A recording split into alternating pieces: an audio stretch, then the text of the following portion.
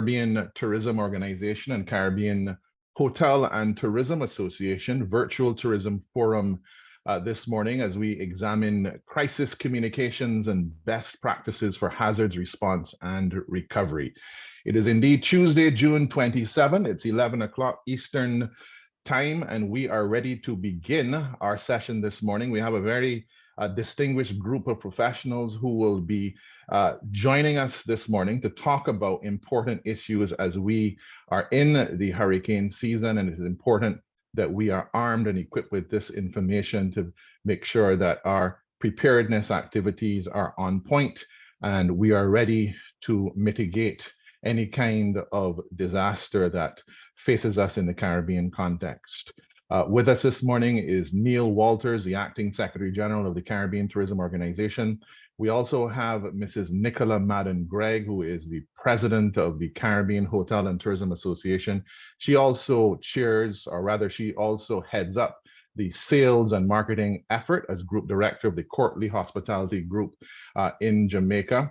We will hear from these two officials in the first 15 minutes of this particular webinar. Then we will pivot to talk a little bit about crisis communications and best practices for the tourism sector. I will lead that particular session. My name is Bevan Springer, pardon me, and I am the President of Marketplace Excellence Corporation, and I will be joined by one of our senior advisors, Mr. Lele Lolaulu, who is a sustainable tourism specialist. Then we will talk about disaster response and recovery, the Bahamas experience, and we'll be joined by Mr. Trevor Moss, who is the General Manager of Travel Compliance with the Ministry of Tourism, Aviation, and Investments in the islands of the Bahamas. Later on, we'll talk to Lauren Kaufman, the Senior Vice President and Director of Operations for MMGY NJF, and she will talk about crisis communications in the context of PR initiatives for tourism recovery in the British Virgin Islands.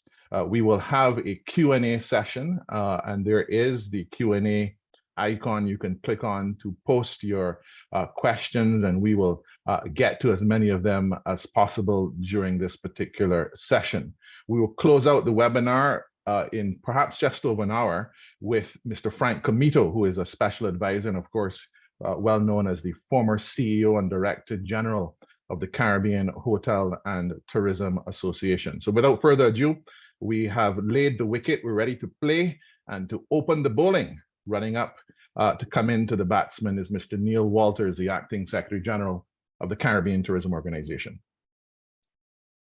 Good morning, all. Thank you, Bevan, for your very interesting run-up, I would say, following the cricket theme. Good morning to all of our ministers and commissioners of tourism, directors of tourism, permanent secretaries, tourism officers, and representatives from CTO member countries, heads and representatives of national hotel and tourism associations, CTO allied and affiliate members, regional and international development partners, members of the media, and all forum participants. We welcome you all to the second virtual forum hosted by the Caribbean Tourism Organization, the CTO, and the Caribbean Hotel and Tourism Association, CHTA, as part of our efforts to promote disaster preparedness, support sensitization, and capacity building to contribute to readiness and resilience in the tourism sector. The focus of today's webinar is crisis communications and best practices for hazards response and recovery. It is only 3 weeks into the 2023 Atlantic hurricane season, and we've already witnessed 3 tropical storms.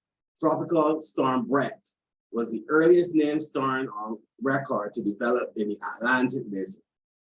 It affected several islands in the Caribbean, primarily Eastern Caribbean, last week. And Tropical Storm Cindy followed closely behind Brett, and we continue to monitor this system as it heads northwest across the Atlantic. But even before these 2 systems, Tropical Storm Arlene formed on June 2nd in the Gulf of Mexico. According to meteorologists, this high level of activity is uncharacteristic for so early in the hurricane season. Forecasters have indicated that unusually high sea temperatures may have contributed to the rare development, which signaled an early and aggressive start to the hurricane season.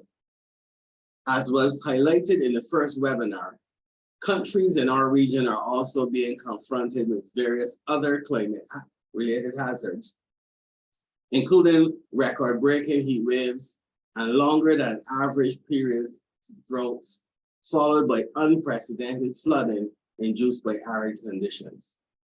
This dictates that we monitor national weather alerts and be prepared.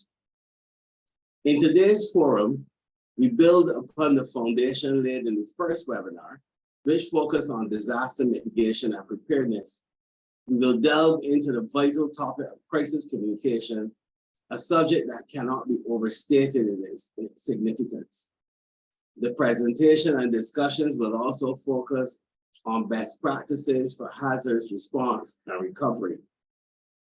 Communication plays a vital role in managing crises, as it shapes perceptions, builds trust, and ensures that accurate and timely information reaches both internal and external audiences during times of crisis.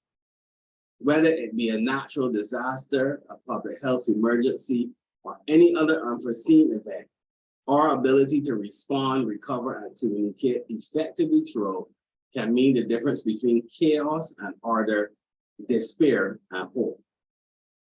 We are privileged to have a lineup of experts and industry practitioners who have firsthand experience in crisis communications, business continuity planning, and navigating the complexities of hazard response and recovery.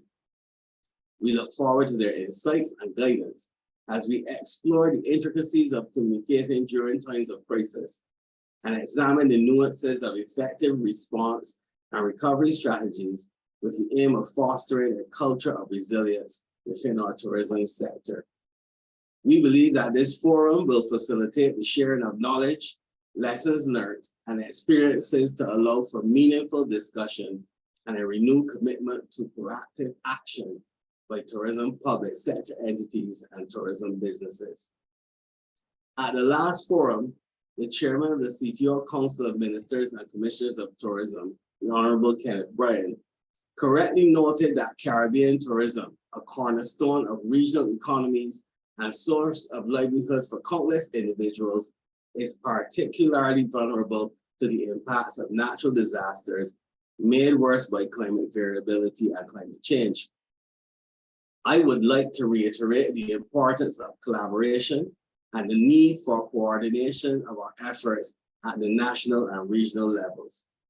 The challenges we face are too great for any one organization or individual to tackle alone. However, working together, we can cultivate the practice of preparedness, ensuring the safety and well-being of our visitors, industry professionals, and local communities.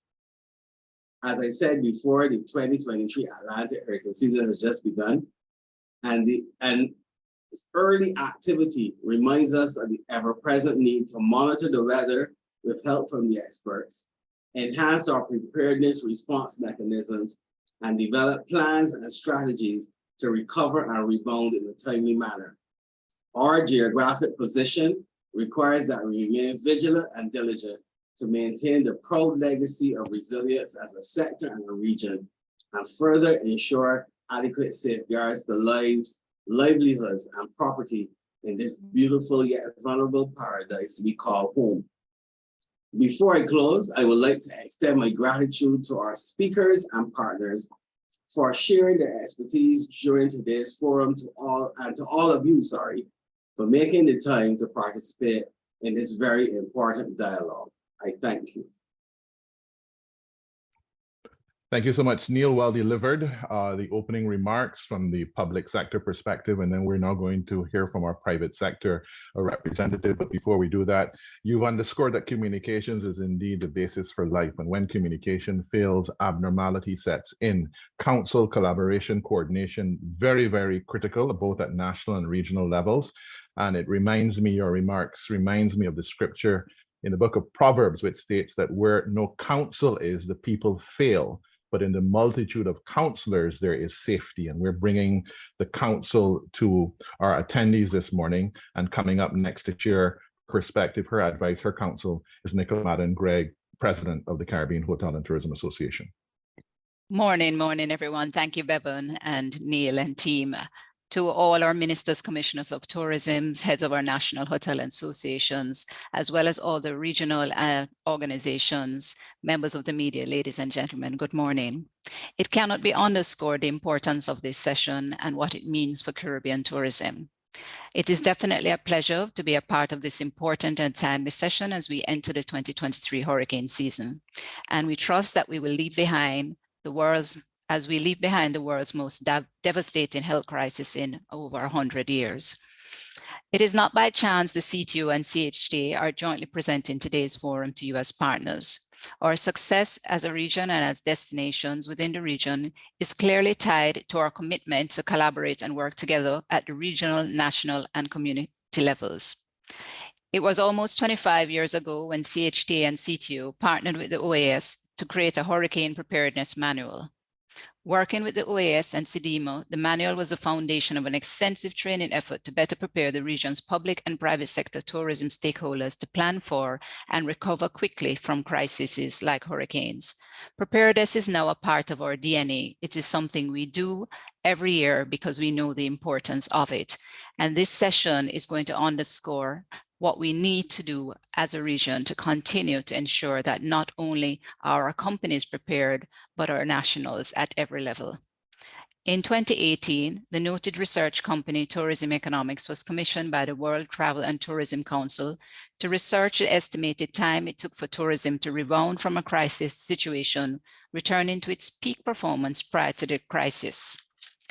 They determined that it took on average 23 months to return to pre-crisis performance levels.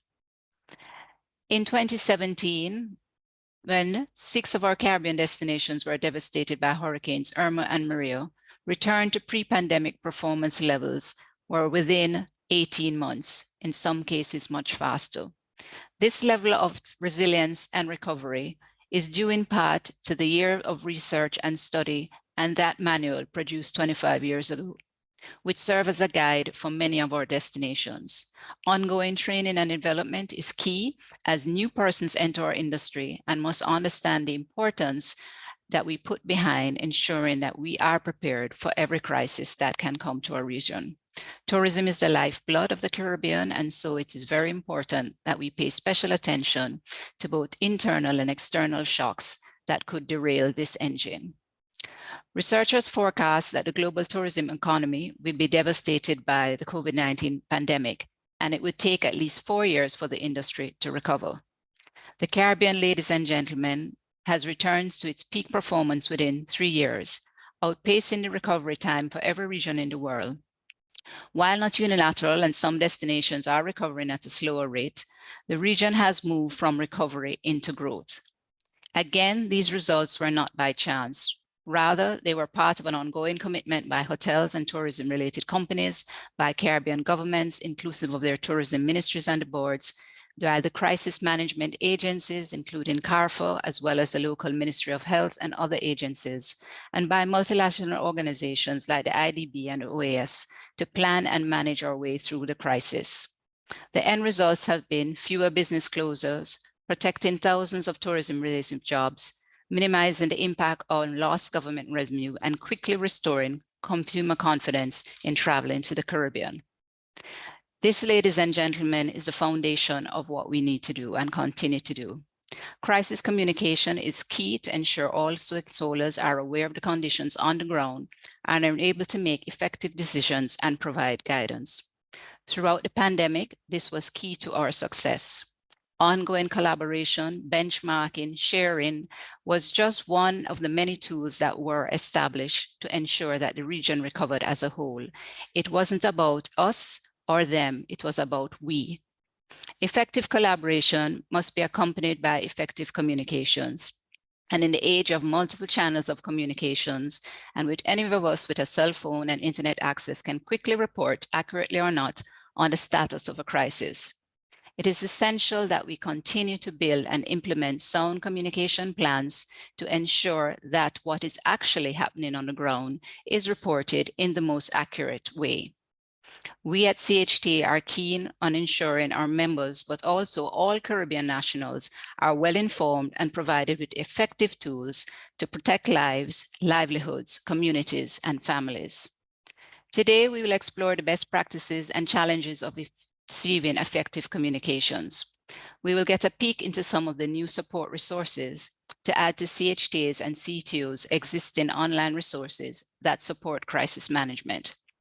With the support from the Inter-American Development Bank, CTO and CHTA are pleased to provide you with a glimpse of new communications tools available to help strengthen this aspect of your crisis management and recovery strategies.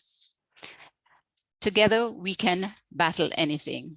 And as we go into this hurricane season, as Neil effectively pointed out, one that is very active and probably an unusual season. And we hope that the activity that has started the season out will be as much energy that we will have for this season, and it will quiet down from here. We will continue to work together and give everyone within the region an ability to be able to respond and respond well. Ladies and gentlemen, I thank you for your feedback and look forward to an exciting forum, and thank each of you for participating as we wish you a best and safe 2023. Thank you so much, Nicola Madden-Greig. We are now going to move to our section of the presentation, Marketplace Excellence, where we are going to share with you some best practices in the context of crisis communications. I just wanted to make sure that we are looking good. It appears that we are, and I will monitor Sharon Coward, the IT manager at CTO, and she'll let me know how I'm doing from a technology perspective. I'd also like to recognize Amanda Charles, Sustainable Tourism Specialist with the Caribbean Tourism Organization, who has played an anchor role in putting together this virtual tourism forum. But Nicola is right, preparedness is a part of our DNA, and from a communications perspective, we would just like to run through at a very high level some of the experiences that we have had in the context of crisis communications. Now, of course, effective crisis communications during hurricane season requires preparedness, timely and accurate information, and a focus on the safety and well-being of all involved. And crises have several faces. We need to identify, of course, designated spokespeople or offices that can consistently direct inquiries to the source of the information and engage proactively, not just with local media outlets, but also regional and international. Getting out early is very important so that others, especially the international media, do not define our story in the Caribbean, as well as the images that are presented, and conveying the message that positions our countries and territories in the most positive yet truthful and accurate light is very important.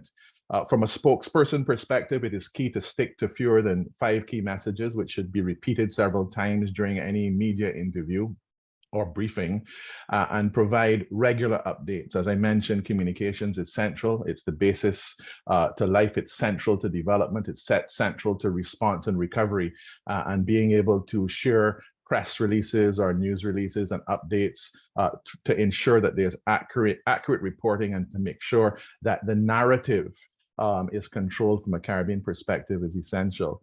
Then it is important that we understand that these tactics are followed because it frames our destination's agenda in the future, and we'll talk a little bit about that a little later on when we hear from one of our PR specialists that who will be joining us. Prioritizing safety as well as staying informed, monitoring the situation. On this slide, you will see Bevan, I'm sorry to disturb. Can you move your presentation to slideshow function? Right now we're seeing the slides at the side of the slideshow from beginning or from current slide. How does that look? Hold on, it's still working on your end. Can you click on from beginning again or from current slide? Let me have a look here. Maybe if I turn this one off.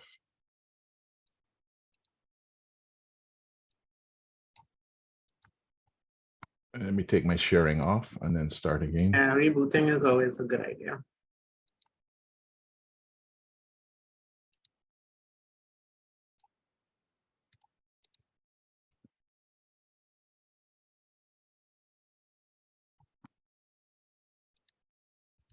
How was that?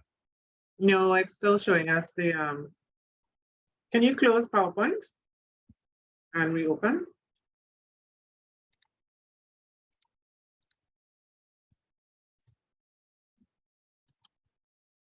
Okay, let's reopen.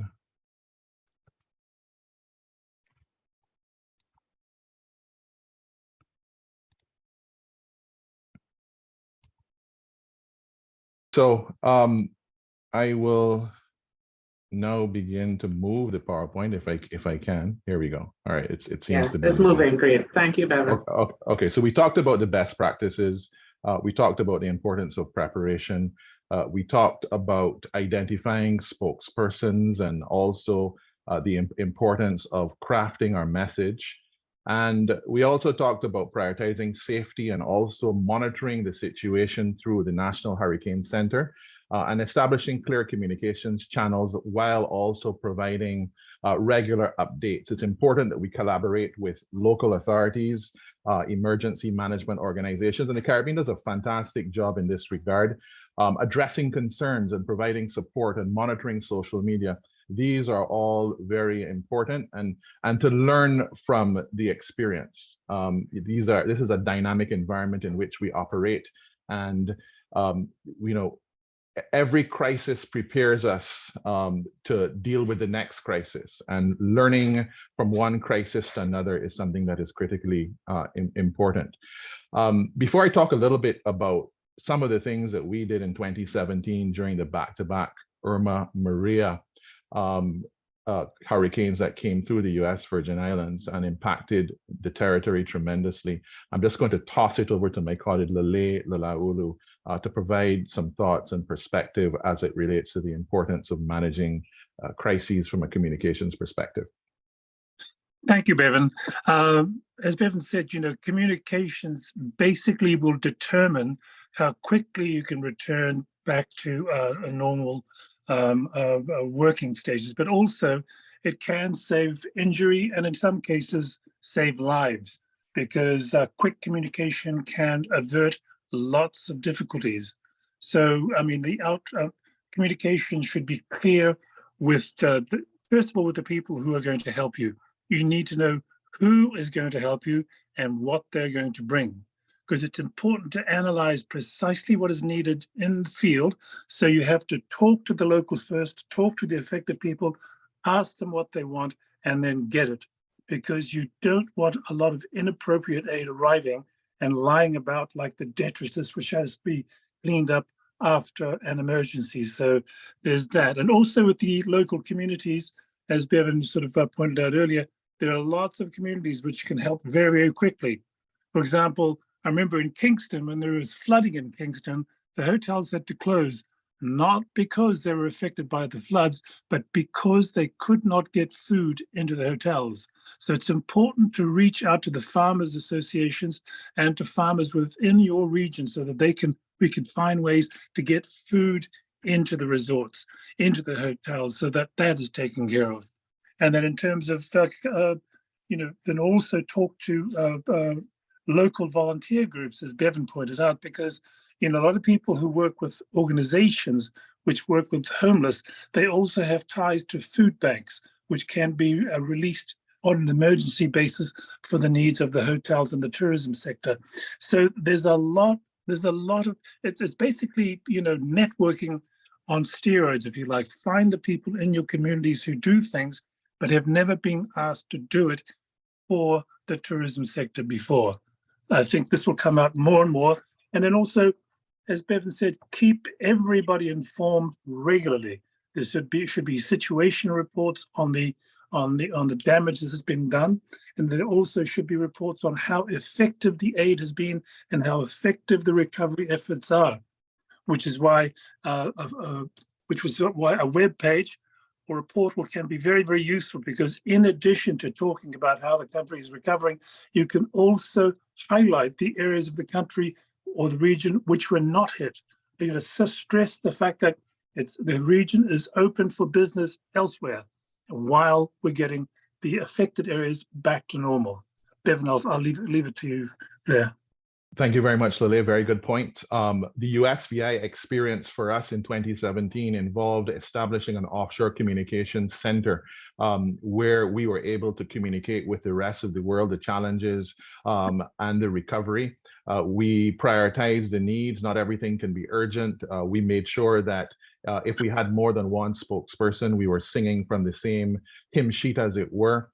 Prior to the hurricanes arriving into the region, we ensured that satellite phones were working and that we had proper lines of communication. It's really important also to look at satellite internet capabilities in case telecommunications goes down. Evacuation, we'll hear from Mr. Moss about the importance of evacuation strategies, because it's important to get visitors off island, because we need to reduce the demand on the infrastructure.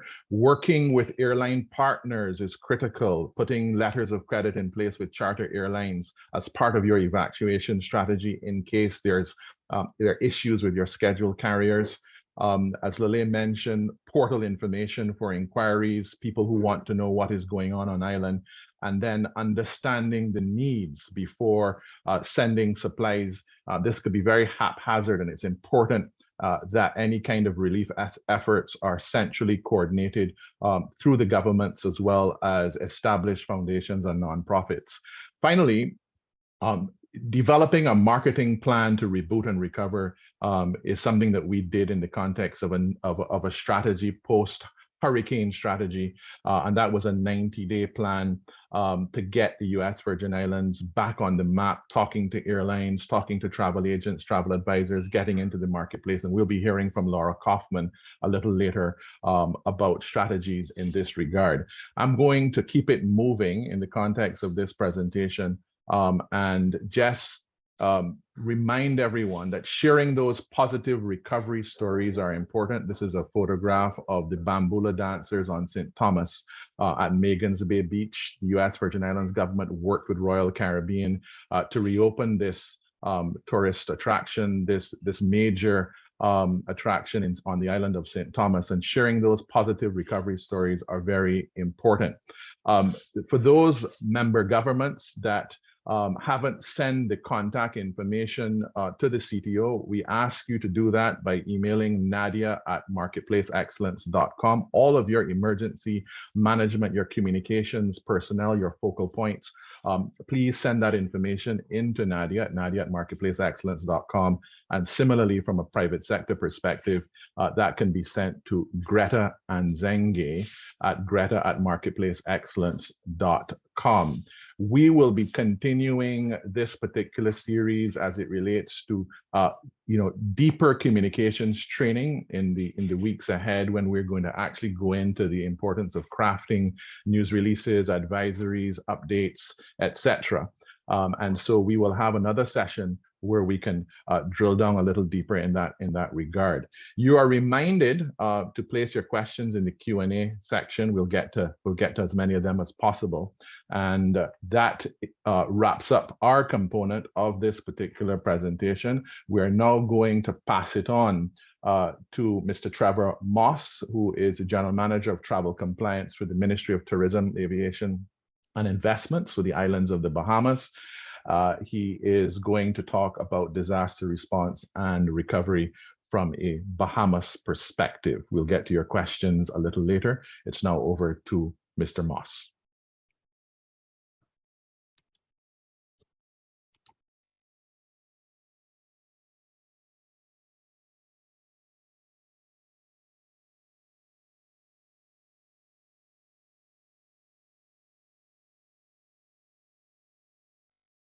Very pleasant good morning. Thank you, Mr. Bevan Springer. Okay, so as said, my name is Trevor Morse. I'm going to be speaking from a role that I have, and not necessarily from the Travel Compliance Department, which is my primary responsibility. I'm going to be speaking from my role in ESF 12 and TECC. So ESF 12 is a function within NEMA, the Bahamas National Emergency Management Agency. And so, and then the TECC is the Tourism Emergency Coordinating Committee. And so I will be speaking on those points for this morning. So the Bahamas Ministry of Tourism, Investment and Aviation continues to provide aid in mitigation, preparedness, and response due to national disasters. In this regard, tourism, working through collaboration with the Bahamas National Emergency Management Agency, which has 14 emergency support functions, ESFs, of which tourism serves as ESF 12. We work as one voice, one response with many moving parts, ensuring the safety of lives throughout the Commonwealth of the Bahamas by maintaining a structured method of response with clear communications prior, during, and after major incidences. NEMA's EFs are comprised of government, quasi-government, NGOs, and private agencies. As the lead agency for ESF 12, the Ministry of Tourism, Investment and Aviation, in collaboration with the Bahamas Hotel Tourism Association and other agencies, is charged with the responsibility to ensure that the tourism industry throughout the islands of the Bahamas is equipped to effectively respond to and recover from the impact of a major incident. ESF 12 role is very different than those of the other ESFs. Whereas the safety and security of all persons is important, both residents and visitors, ESF 12 considers the nation's reputation and international perception regarding our ability to accommodate and protect visitors in advance of a major incident, as well as our brand and sustainability of our product. Our strategy is to preempt a crisis or minimize its impact by taking the initiative in providing information, as the islands of the Bahamas is a responsible tourism destination and takes all possible steps to resolve the crisis. Between the months of January to March, ESF 12 is always hard at work. And we're informing our officers in the Family Islands, updating them on the upcoming hurricane season, updating our hurricane crisis manual, which is called a hurricane kit. And inside this kit, we have our crisis contacts, satellite phone listings, and a host of other information and resources, which is shared with all of our hotels, resorts, marinas, to provide them with much needed information to prepare for this hurricane, as for response and, if necessary, recovery. The Tourism Emergency Coordinating Committee, TECC, ensures that all the necessary steps are taken within a specified time frame to secure the ministry's properties and/or facilities throughout the islands of the Bahamas. Some members of the Tourism Committee also serves as members of the ESF 12 committee. In the event of a hurricane within the islands of the Bahamas, the Ministry of Tourism, Investment and Aviation will activate ESF 12 and the Tourism Emergency Operations Center, the TEOC, and will coordinate communication with representative and industry partners throughout the islands to gather information and develop status reports. It is important to communicate accurate and timely information to the media and the public. Effective teamwork between the public and private sectors facilitates better crisis management and communication. And so on the left, you will see the TEOC, the Tourism Emergency Coordinating Operating Center, with all of the Ministry of Tourism staff, some various departments from the Office of the Director General, and straight across the spectrum of our Ministry of Tourism, Investment, and Aviation departments. On the right-hand side is NEMA's NEOC, our main command center, where all of our information is shared. And in this command center, the Ministry of Tourism has a representative who is stationed there. And so we have daily task force meeting conference calls to gather critical information on travelers and monitors around the clock tracking of both visitors and the storm. We maintain an open line of communication between the Tourism EOC and the NEOC. Communication flows bi-directionally between NEOC and the other EOCs, including the Tourism EOC. We have a vast collaboration effort and communication system. And so all of these entities are part of our collaboration. Once ESF 12 is activated, we are connected with all of these agencies and entities to provide tactical information and response. One of them that I would like to highlight is the Ministry of Foreign Affairs, because that has to drill down. And because within the Ministry of Foreign Affairs, we have the Foreign Corp. And so we have to deal with embassies. We have to deal with consulates, because we have to keep them abreast of all of their citizens that might be in country who did not evacuate during the hurricane. And so I would like to draw special attention at this time to something that holds dear to my heart, and that's Hurricane Dorian. On Wednesday, the 28th of August, 2019, in the wake of Tropical Storm Dorian, communications were sent out to all Ministry of Tourism offices on the Family Islands, requesting them to have their hurricane preparedness completed. They were further asked to contact the hotels and marinas on their island to obtain guest counts. A report should be submitted to ESF 12, as well as the Tourism Crisis Committee on their respective islands. The Ministry of Tourism and Aviation officers started to provide their initial findings and reports. And so here you might see me flipping, flopping between saying the Ministry of Tourism and Aviation and the Ministry of Tourism, Investment and Aviation. And that because in 2019, we were only referred to as the Ministry of Tourism and Aviation. And so our officers on the Family Islands started contacting all of the hotels, all of the marinas to find out what their guest counts and what the plans were for the guests at those locations. They took that opportunity also to download and print out our damage assessments form and had those delivered to all of the hotels in the event that they had to fill out this damage assessment form at the end of the crisis.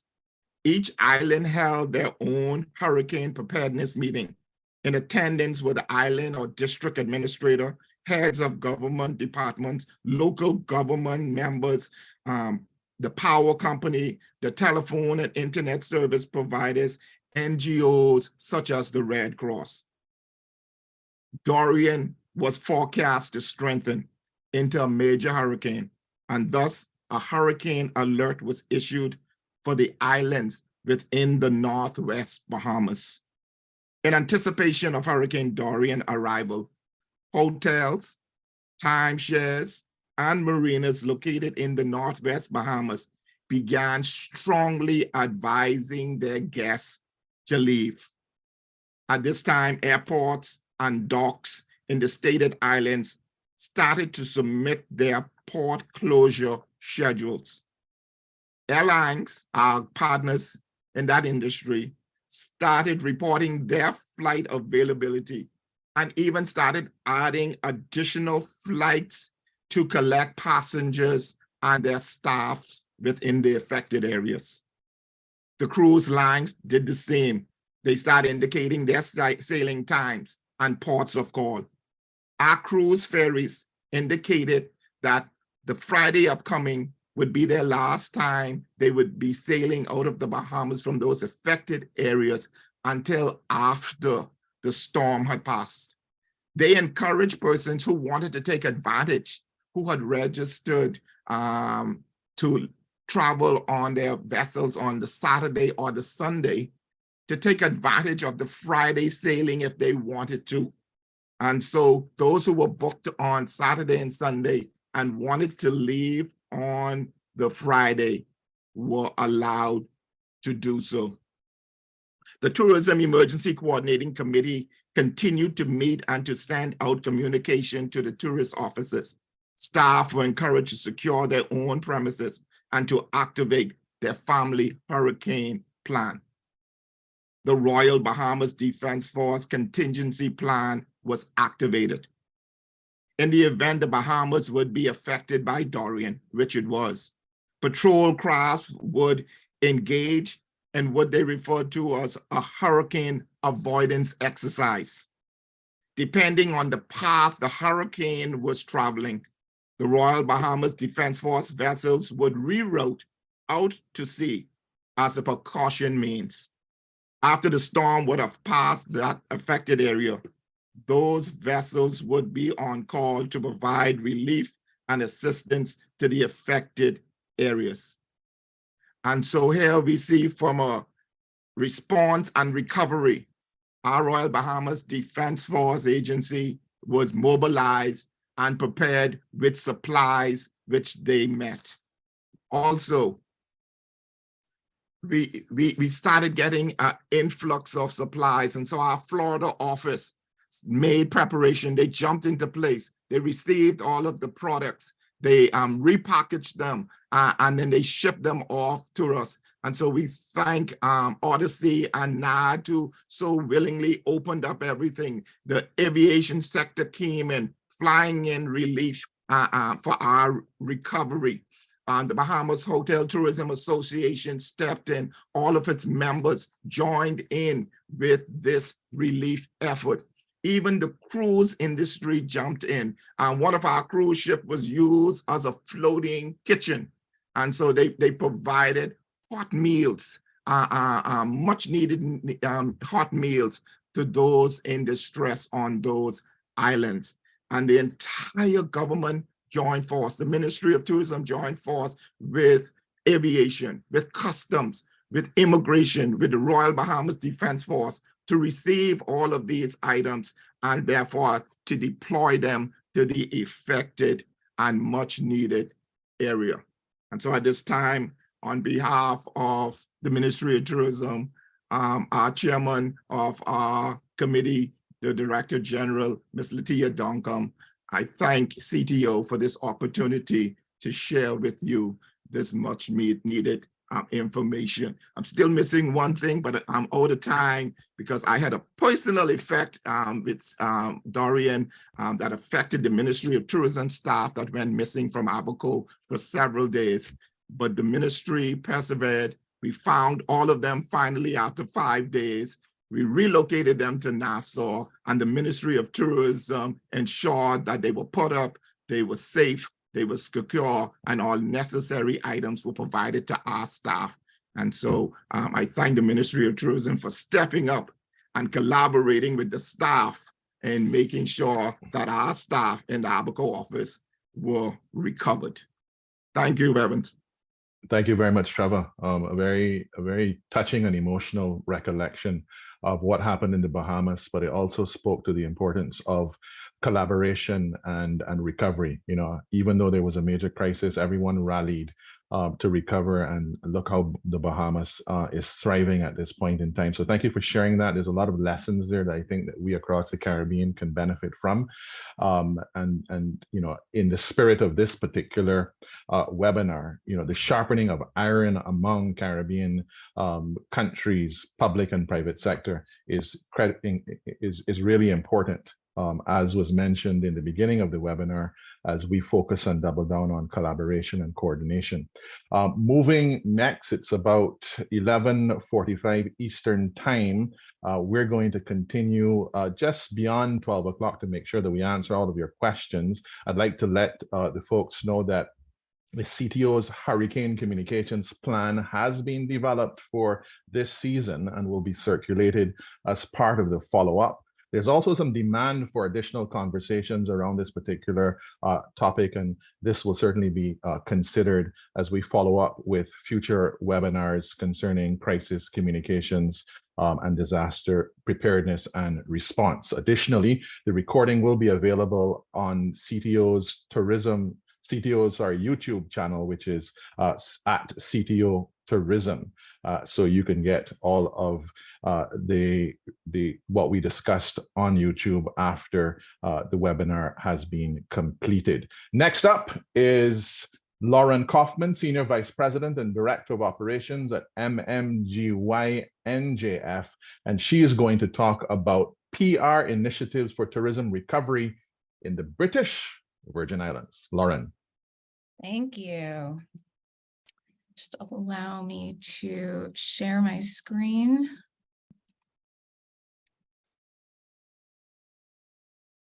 Great. Hopefully you can all see that. So thank you for allowing me to talk about our recovery efforts for the BVI. First, just for those of you who don't know me, I'm part of MMGY Global, which is one of the largest travel and tourism marketing organizations in the world. And our motto is, we inspire people to go places, and that always speaks to me. So MMGY NJF is the public relations, experiential marketing, and social media division of MMGY Global. I am sitting here in New York, and we also have offices in LA, Austin, Kansas City, London, and Miami. So just a little bit about crisis communications services, and to give you all something to think about. So 50% of CEOs do not feel that their brands are prepared for a major crisis. And it's a very interesting conversation to have, is what is your preparedness? And I know we've been discussing that today, but a pulse poll here within our own agency, and all of our clients are tourism related, more than half don't have crisis communications plans. So my question is, do you? So there's two different types of crises. There's obviously the dangerous situations, and then there's also the reputational crisis. And those tend to last for months beyond some of the dangerous situations. You know, some of the common scenarios, you know, at hotels, we have, you know, different assaults and illnesses and so forth. You know, with destinations, obviously we have natural disasters, which we're talking about today, but there's other things to be prepared for, like horrible mass shootings, you know, DEI situations, you know, different rights and so forth. You know, there's social media incidents, you know, there's disruptions, strikes, you know, we're always dealing with a wide variety of different obstacles that come into our path. So we here from the agency perspective have an ongoing approach to crisis. So when working with clients, we develop a crisis playbook that addresses as many of these situations as possible so that we're well prepared for anything that arises. We create fact sheets and updates. We create strategies and implementations so that everyone's on the right page when something arises. Stakeholder communications partnerships, making sure that all of the various narratives are getting out to your partners and that everyone is staying the same story and they're not getting mixed messages is extremely important. Central command, acting as that spokesperson support, and then of course monitoring. So there's a variety of different tools, and I'm happy to share this deck after, as well as some additional details if anybody would be interested in what those various tools are for crisis. I know we just went through a number of these from the prior presentations. So today I'd like to talk a little bit about how to rebuild after a reputational crisis. And the BVI is a very special place, and it was hit doubly hard. As we all know, in September 2017, not only did Irma hit, but Maria hit as well. And, the coverage was widespread about how the BVI was 90% of the accommodations and attractions were demolished, but as time wore on in late 2018, the tourist board had gotten in touch with us because public perception was that the region was still in ruin. But the reality was that infrastructure was reemerging rather steadily. And we needed to get the message back out that BVI was back in business and ready for visitors to return. So how do you rebuild an image? Well, we took a very aggressive approach to garnering focused exposure with opportunities of high return. So what we did was we looked at what are the key pillars that we had available to us and what would make the best tourism experience for visitors to come back quickly. And that was focusing on our sailing and yachting products. While some of the hotels might not have been reconstructed yet, we were able to get the boat back into destination rather quickly. And nature, as we all know, is rather resilient. And we also had some great attractions that were not damaged. So we wanted to really maintain the position as the sailing capital of the world. And that's what we did. So we started out, as I mentioned, in late 2018. In a very short period of time, we got to work with our strong media relations contacts, telling the story first to the trades that BVI was open, and then to the consumer market. So we made some phone calls, told the story, and were able to land Travel and Leisure coming down almost immediately for a feature story, which inevitably turned into the cover of the February 2019 Caribbean issue with this gorgeous picture of the baths. That started our wonderful recovery efforts to try to get the message out that, as it says here, paradise rediscovered. What else did we do? 2019 was a very busy year for us. We put a lot of time, money, and attention on not only telling the story to the media, but also to consumers.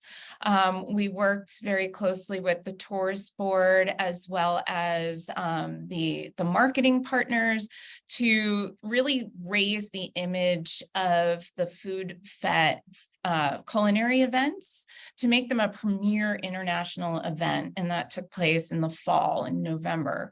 So in the lead up to that, we held a series of chef-driven media events in New York, Miami, Chicago, and Washington, D.C. We were able to get editors from the New York Times, Condé Nast Traveler, Travel and Leisure, and Forbes to join. We also organized 2 press trips to take part while these events were going on in November in destination for firsthand accounts. And during that time, we also had a live broadcast series with Zoomer Radio from Canada come down, and they were talking live remotes every day from the destination. In addition, we really believe in seeing as well as telling. So while we were generating digital and print media from these opportunities, we wanted to get broadcast. secured as well. So we contracted Samantha Brown. If you don't know her, she's got a wonderful TV show on PBS called Places to Love, which highlighted the yachting destination. She showcased also our environmental initiatives, and she went to all the places that we had loved her to go. But she sailed around on a charter for the week that they were in destination, which really honed in on our storytelling of the sailing capital. We also secured the Today Show to come down for a Sunday closer segment. The Kodiak Queen had a really interesting journey from Pearl Harbor, sunk in the BVI as a dive site, and having Willie Geist show follow that trek was quite a fascinating story, and again reinforced the water, the dive, the destination as a draw. So here's just a snapshot of some of what resulted. Again, this was a full year of work to get all of this done, but we had started out with some of these, making a comeback story and starting with the trades. As you can see, Travel Pulse, the British Virgin Islands are back in business. This was exactly the headline that we wanted and needed to reach before we started telling all of these great consumer stories to get people to book their trips and come on down. Fortunately, this is where media relations is really critical. So as I had mentioned, we had done some media events. One was in Chicago, where we met and had the opportunity to have a one-on-one with Elaine Glusak, who is a regular contributor to the New York Times. And she was so enamored with the story of BVI's comeback that she nominated the destination to be placed on the New York Times coveted 52 places to go list in 2020. And as you can see here, not only do we get on the list, but we hit number 2, which was a phenomenal achievement for us and really got the tourism motor running. Following that, she did a Frugal Traveler feature that talked about how you can take a ferry around to the various islands and destinations and see the destination, which from a different perspective. So while we had the yachting stories being told, now we also had the ferry stories being told. Again, all with a great focus on the water as we were entering 2020, and all of our hotels we're finally in a place to start accepting guests. So we all know what happens after February 2020 when that article ran and there's something called COVID arose, but we did set BVI on a very strong path forward. And some of the key takeaways from this year of intense media relations coverage and recovery storytelling was everybody needs to be prepared. We have to get our ducks in a row and know what we're going to achieve and how we're going to achieve it before we actually set pen to paper. We need to be proactive and mitigate the need to be reactive. So while we were going out regularly with updates on what was open, what our focuses were, what is available for travelers, that was the best way forward in order to get that messaging out. And we wanted to control the narrative because, again, in order to really tell a cohesive story, it has to be cohesive. So by working with partners and making sure all of our messaging aligned was very important.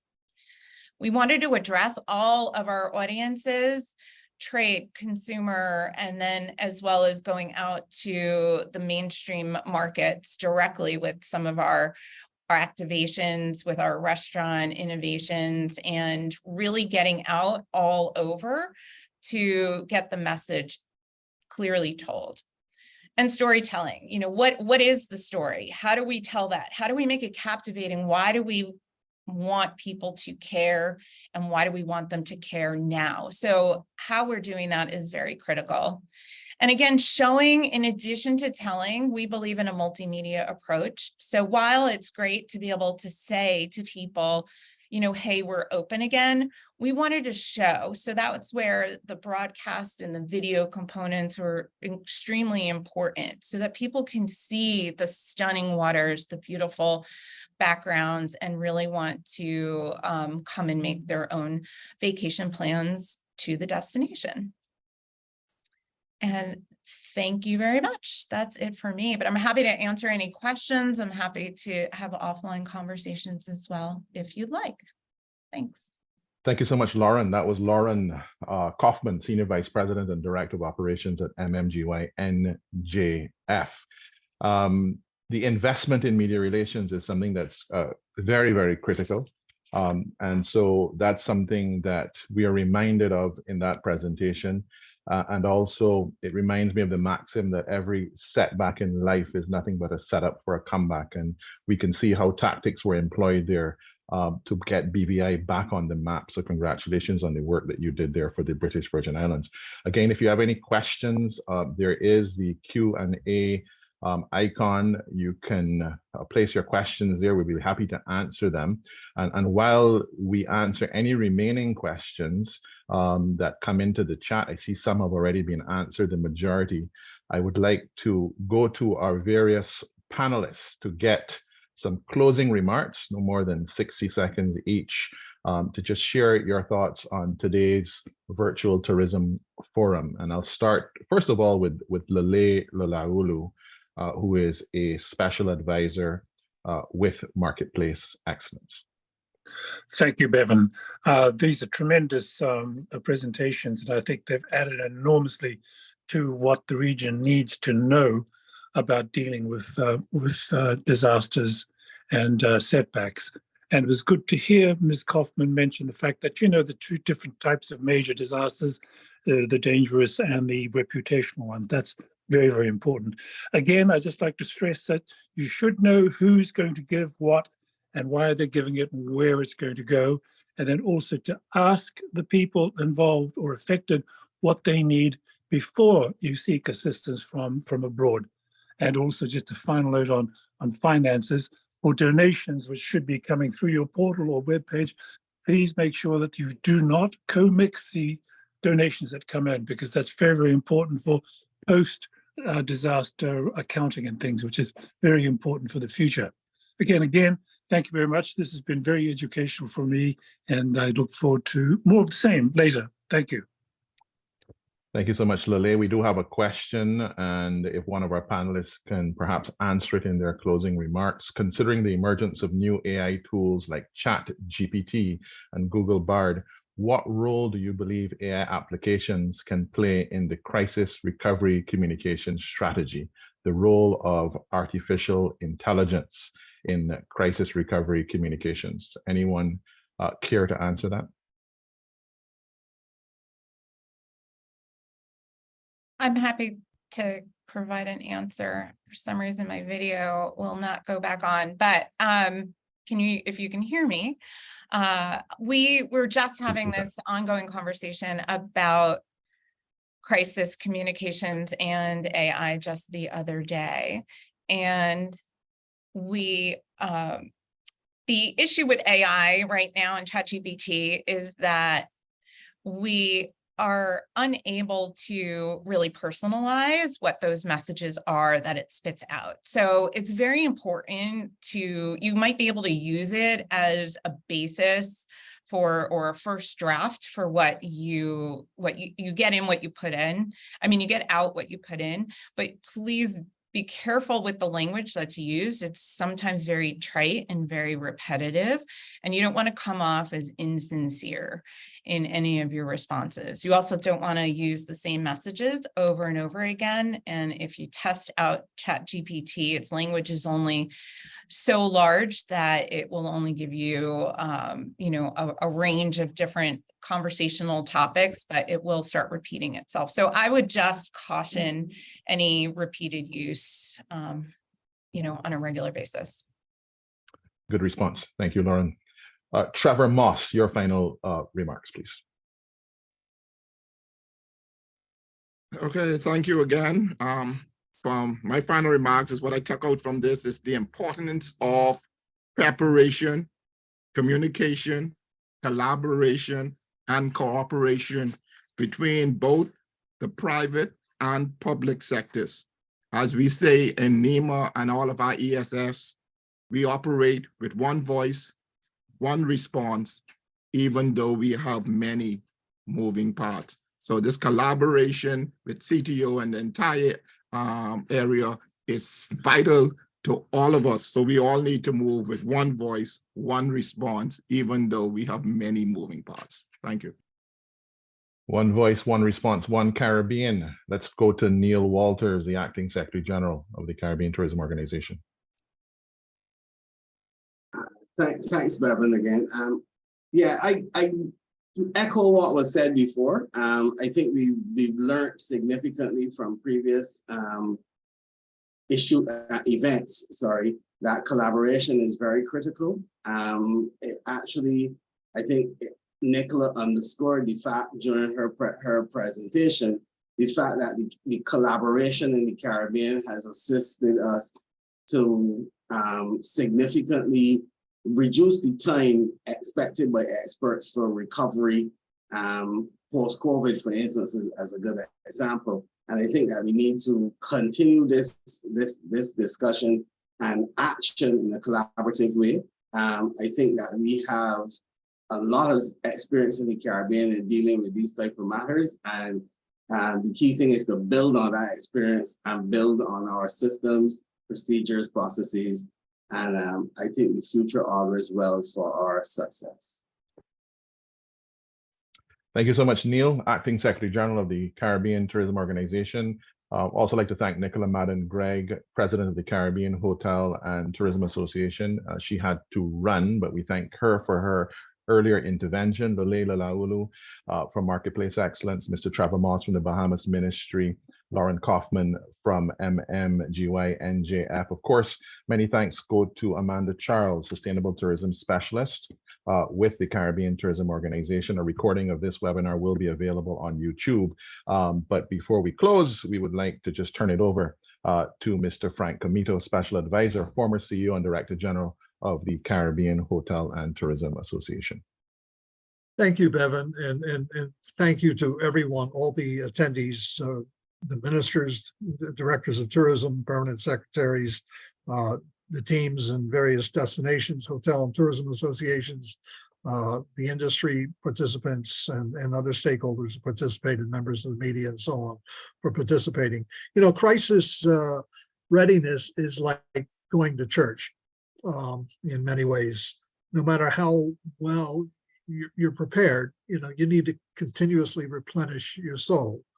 And in this case, we need to continuously remind ourselves of the fundamentals, but also be aware of trends and other things. It was good to hear the chat box and other kinds of things come up that affect and cause us to need to adapt. So it was great hearing all of the insights today. I'd like to thank in particular Neil and Nicola for setting the stage for today's session with emphasis on coordination, collaboration as foundational to the effective communications that need to occur as well. We want to thank the Marketplace Excellent team led by Bevan with his folks, Greta, Karen, Lele. We're grateful for the expertise shared today and appreciate the ongoing support that MPE provides to both CTO and CHTA's communications and public relations efforts.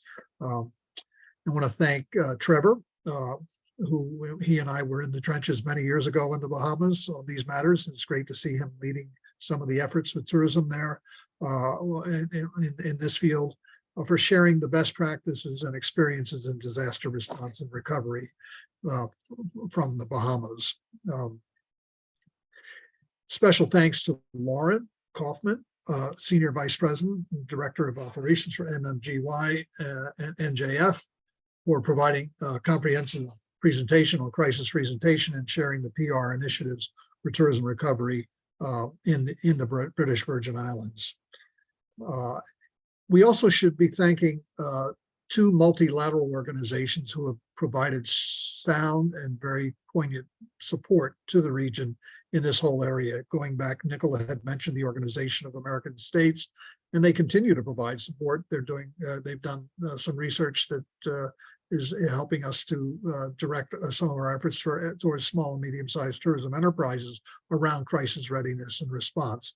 But they were foundational to setting up the Hurricane Preparedness Manual and all the training that we did with CTO and CHTA almost 25 years ago. And also to the Inter-American Development Bank, who's stepped up to the plate and is assisting CTO and CHTA right now with some training, crisis communications, and other related efforts to help us be better prepared to address the next crisis situation. We know that there will always be another one around the corner. So the Inter-American Development Bank has been a great supporter, and some of the tools and information that MBE will be rolling out in the coming weeks, some of the training that we'll be doing is basically in large part due to the support that CTO and CHTA has received from the Inter-American Development Bank. In closing, I commend the efforts of everyone who worked behind the scenes at the CHTA and CTO secretariats in organizing this virtual forum. We look forward to continuing to provide added value to our industry, and thank you to all of you who today participated in our session. Good day. Thank you, Frank Comito. Thank you, panelists. Thank you, attendees. This has been the Virtual Tourism Forum on Crisis Communications and Best Practices for Hazards Response and Recovery on this Tuesday, June 27th. I'm Bevan Springer with Marketplace Excellence. Until next time, stay safe and stay well.